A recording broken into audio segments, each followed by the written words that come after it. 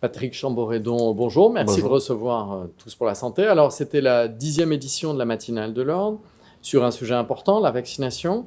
La présentation des résultats de l'enquête faite par le Conseil national de l'Ordre des infirmiers sur la vaccination. Les grands enseignements de cette 10e matinale, quels sont-ils? Ils sont multiples. Déjà, un motif de satisfaction, cette enquête a recueilli plus de 5000 signes, 5000 participations des infirmiers, donc on voit que la profession se mobilise sur cette question-là. On l'avait déjà vu dans le livre blanc, on le reconfirme là sur cette enquête, c'est quelque chose de très satisfaisant. Sur le sujet de la vaccination, c'est un vrai sujet de santé publique, on voit que les infirmiers s'en emparent, on voit des chiffres en évolution pour la couverture vaccinale des infirmiers, peut-être pas les plus satisfaisants du monde, mais en évolution, donc un vrai point d'amélioration. On arrive à 50%. Hein. Et on pense qu'on pourrait en avoir plus parce que est-ce que tout est comptabilisé, la vaccination entre pairs, est-ce que les services de santé remontent les statistiques, est-ce que les infirmiers envoient forcément le bon alors que c'est un acte gratuit à la Là, caisse. c'est leur déclaratif. Donc les 50%, ça c'est eux qui le disent, donc exactement. On doit être assez pertinent. Voilà. Donc une enquête réalisée qui a bien fonctionné, une volonté d'évoluer de la part des infirmiers qui est marquée, une idée peut-être de retravailler la formation initiale et la formation continue, et puis ce qu'on pousse de plus en plus pour l'ordre, une extension des compétences vaccinales pour les infirmiers, mais pas que pour la grippe, pour l'ensemble des valences. Et là, on voit la présidente du CTV qui nous dit c'est quelque chose qui est dans les tuyaux, un avis qui va être rendu, et dans d'autres pays du monde, ça se fait déjà. Donc il n'y a pas d'objection majeure à une évolution de ce rôle-là.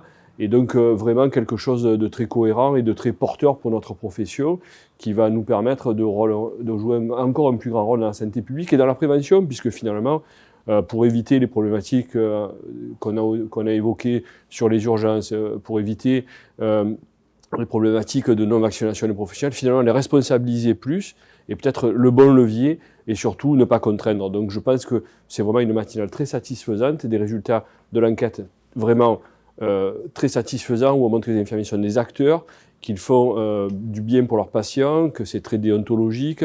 Et puis, une question qui a été évoquée, c'est la recertification du professionnel de santé. Est-ce que, finalement, la vaccination ne devrait pas être un des critères de recertification du professionnel? Ça, l'avenir nous le dira. La vaccination du professionnel lui-même. Exactement. Parce qu'on a clairement montré qu'un professionnel non vacciné va moins vacciner. Exactement, c'est logique. Si on n'y croit pas soi-même, comment peut-on à la fois lutter contre l'hésitation vaccinale, avoir un discours scientifique cohérent et finalement se vacciner soi-même et vacciner ses patients? Donc c'est tout un ensemble de choses. Amener de l'information, comme ça a été fait aujourd'hui, comme l'Ordre s'y a entrepris depuis plusieurs fois sur la question de la vaccination du professionnel et des patients.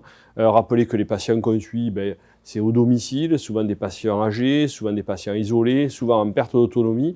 Et donc ces patients-là, c'est vraiment la cible des professionnels de santé infirmiers qui se déplacent et qui va les prendre en charge H24, 7 sur 7.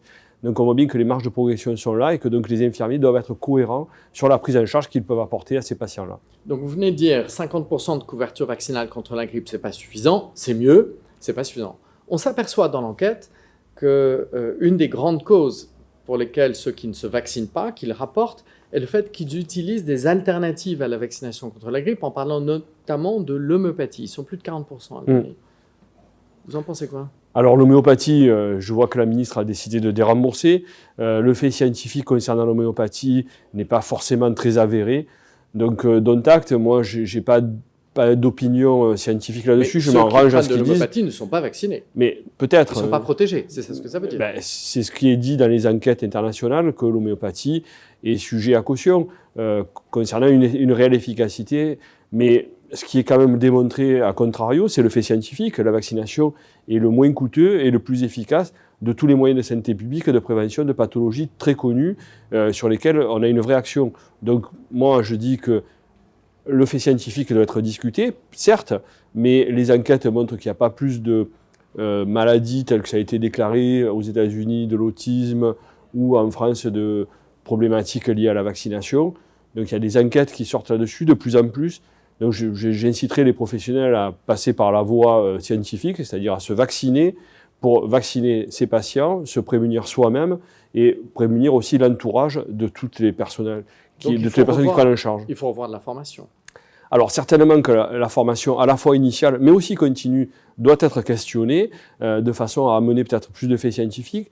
On nous a rappelé que Santé publique France a fait un volet sur son site internet qui est uniquement dédié aux professionnels. Donc ça, c'est quelque chose que j'incite les professionnels à aller visiter pour avoir des forts questions, pour pouvoir discuter cette possibilité, ce fait scientifique qui quelquefois est battu en brèche dans la presse et aussi dans les idées de café du commerce, je dirais. Donc voilà, il faut que les professionnels de santé et infirmiers se rappellent que ce sont des cliniciens et qu'à ce titre-là, ils doivent véhiculer et soigner selon les données acquises de la science. Les données acquises de la science, à ce jour, démontrent que la vaccination par voie d'injection est très efficace et très peu onéreux et sur lequel on maîtrise les effets indésirables. Alors, vous avez clairement dit que la vaccination était une des priorités pour l'ordre, Oui. pour que les infirmiers deviennent des agents de la vaccination, Oui. de plus en plus importants Oui. en étendant leurs prérogatives. Est-ce que ça veut dire que c'est une première étape dans la voie d'un rôle plus important en matière de prévention ? Moi, je pense qu'effectivement, il faut qu'on se recentre sur une politique de santé publique. Une bonne politique de santé publique passe forcément par de la prévention, parce que c'est très peu coûteux, ça prévient beaucoup de pathologies et ça évite des hospitalisations, donc c'est plus rationnel financièrement. Mais au-delà de ça, ça permet une qualité de vie en bonne santé, à domicile, meilleure. Ça évite la propagation de pathologies qui avaient disparu. Donc on voit très bien que c'est quelque chose de très incitatif. Et effectivement, est-ce que l'avenir de la profession infirmière se joue toujours dans le cure ou dans le care ? C'est un débat qui doit être tranché. Depuis des années, on dit qu'il faut aller vers la prévention. Je pense que les infirmiers, au vu de notre nombre, 700 000 en France, 900 000 prévus dans 20 ans, nous sommes vraiment et réellement des effecteurs de santé publique, réellement des effecteurs de la prévention. On ne travaille pas que dans la maladie, on travaille en crèche, on travaille en santé au travail, on travaille en scolaire. On voit bien que ces modalités d'exercice-là sont des exercices déjà de prévention. Donc j'incite les infirmiers et la profession à regarder peut-être plus attentivement sur ces sujets-là. Mais tout ça, ça passe aussi par quoi ? Par de la réglementation et puis aussi un aspect de reconnaissance qui va inciter la profession à s'orienter vers ces sujets-là. Et peut-être ça va permettre de changer le paradigme français, de faire du tout soin vers de tout prévention, ce qui est déjà le cas dans beaucoup de pays d'Europe de l'Est, ou d'Europe du Nord, pardon, pas de l'Est, d'Europe du Nord, où on voit bien que finalement le critère qu'on a en France de qualité de vie en bonne santé est en augmentation alors qu'en France il est en diminution.